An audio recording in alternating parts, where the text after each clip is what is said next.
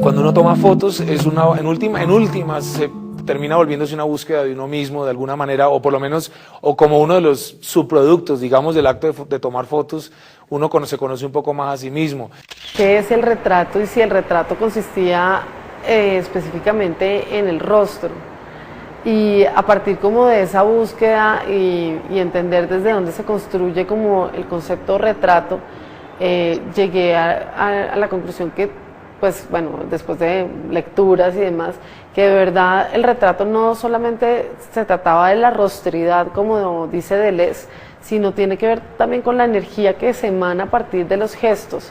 Y es ahí desde donde, digamos, hago como esa selección que me permite no solamente ver el rostro, pero por otro lado hay una cosa muy importante y es cómo funciona el retrato como espejo, y es el espejo también en donde estas niñas se encuentran con, bueno, yo digo niñas, pero de hecho son pues mujeres adultas, que se encuentran con la imagen en el espejo y cómo se relacionan con esa imagen.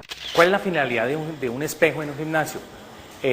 Para que la persona tenga una postura adecuada, ejecute movimiento adecuadamente y evitar tipo de lesiones. Ese narcisismo que algunos tienen, el espejo se puede utilizar para hacer algo que se llama contracción isométrica. O sea, te miras al espejo, aprietas la masa muscular, depende del músculo que estés trabajando, como un estímulo. Pero de ahí a llevarlo a la vanidad, al exceso de ese mirarse mucho y todo esto, pues ya se nos sale del contexto adecuado de lo que uno busca. ¿Y qué es lo que uno busca? Tener el parámetro de que si tengo un buen corte muscular, o de que la manera que yo me para en una tarima, si compito a nivel culturismo, este ángulo me favorece o no me favorece. De pronto desde ese punto de vista.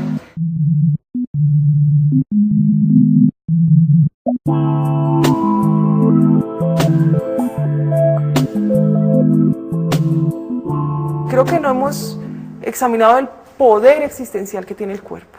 O sea, estamos acostumbrados a ver el cuerpo como un vehículo o como un medio de transmisión de mensajes o un medio de placer, pero no como el peso existencial y la manera como eso lo une a la red de los otros seres humanos vivos. Pienso que las distintas manipulaciones que hubo sobre el cuerpo estaban precisamente destinadas a acabar con la identidad. La relación entre la figura, la fisonomía entre el mundo occidental y el mundo japonés es distinta, ¿sí? La relación entre el mundo occidental, la individualidad se expresa en muchas ocasiones no solamente por cómo eres físicamente en términos de músculos, sino por cómo te vistes y cómo te presentas ante el mundo. Esa presentación ante el mundo es la construcción de un escenario en donde tú estás con un papel, desarrollando un papel en donde vas a ser evaluado por otros, podríamos ponerlo así. O sea, la cultura nuestra hoy en día se ha invadido mucho de esas imágenes de modelos o de actores destacados en el cine, musculosos, y eso gusta mucho. Y muchos quieren tener esa imagen, como ese reflejo. La vanidad de pasar, de salir, como te digo, de ese montón. Entonces, todo esto ha llevado a que la sociedad de consumo le ofrece muchas alternativas a la gente, pero no hay una claridad sobre cómo lo deben de hacer, y buscan ayudas que no van acorde a la salud. En Japón, si vemos la larga tradición de historia japonesa, hasta más o menos cuando tenemos una ruptura, podríamos decir que es en los 50 una gran ruptura entre el papel que me impone la sociedad y el papel que quiero cumplir yo, tanto que hoy en día todavía podemos encontrar esa tensión en la vida cotidiana japonesa. No, el individuo es representado de otra manera, porque no necesariamente es un individuo único, es un individuo que juega un papel dentro de una sociedad en donde ese papel, si él no lo cumple o lo cumple mal, va a haber otro que sí lo cumpla bien. Quisiera contar un ejemplo que, digamos, que me parece que ilustra la relación cuerpo-identidad y de alguna manera, pues en este caso, la ausencia de retrato. en una masacre ocurrida, digamos, en el territorio nacional hace 10 años, una mujer se encuentra en 8º mes de gestación. Por lo que está ocurriendo a su alrededor, ella presenta lo que aparentemente es un desplazamiento de placenta y empieza el proceso de parto. Los paramilitares, digamos, la masacre se hace poniendo a la gente en fila, rifando la posición del que va a morir, que eso es una cosa que se vivió en muchos lugares del país, digamos por lo menos en varios. Ella no puede salir sino hasta la madrugada, cuando termina la masacre, pero ella ya sale inconsciente, llega a un municipio que queda, digamos que era el siguiente municipio con hospital, que queda a 4 horas de carretera. Cuando llega allá, ella no tiene claridad si el niño nació vivo o no. Lo que sí es que ella entró en estado de shock y no logró despertar sino hasta 2 días después. Cuando ella despierta, el niño ya no está allí, sino que lo han devuelto al lugar de la masacre a enterrarlo. Entonces ella se devuelve. ¿Qué ocurre? El niño es enterrado sin nombre, sin foto, y ella nunca ve el cuerpo. Para nadie ese niño existió. Para el Estado colombiano, a menos de que se pruebe que ese niño respiró, no hubo vida. ¿Sí? Como no hay un documento, también se vuelve muy complicado en términos legales hacer una exhumación. Bueno, entonces, es como algo que no existió y sin embargo allí está.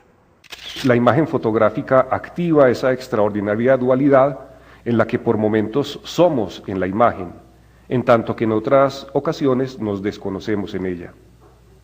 Es pues el retrato al mismo tiempo un instrumento de afirmación y de negación, de identidad y de alteridad.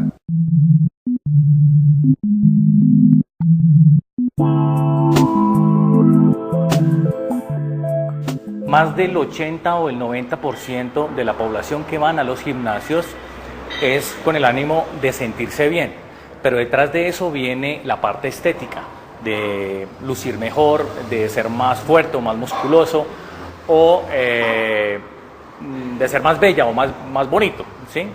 Es relativo, depende del enfoque, pero más del 90% de la población que va a los gimnasios va con esa mira. Otro porcentaje iría en aras de buscar amigos o amigas, o pareja.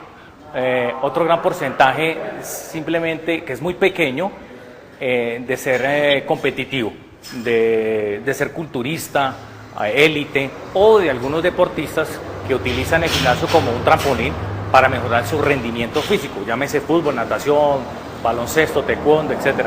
Que ese porcentaje pues es más pequeño, porque todo el mundo no compite, ¿ves? Entonces, pero el gran alto porcentaje viene con ese enfoque de mejorar su apariencia.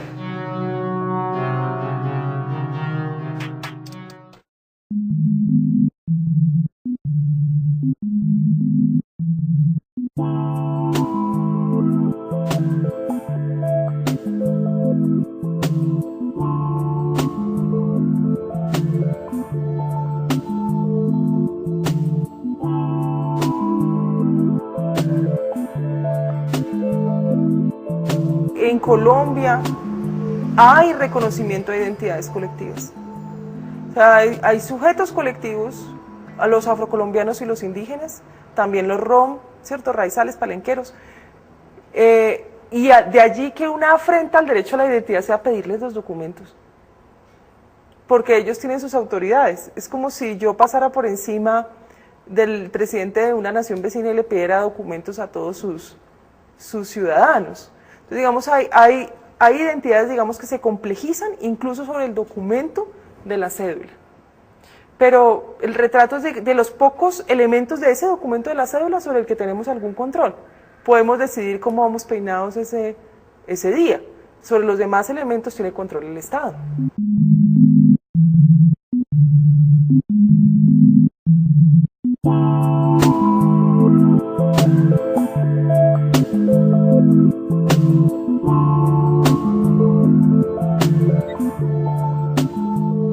Mi manera de ver la fotografía es más como ser una herramienta de la vida para decir cosas. Entonces, cuando empiezo un trabajo documental, que es el tipo de fotografía que hago, lo que hago es estar ahí, observar.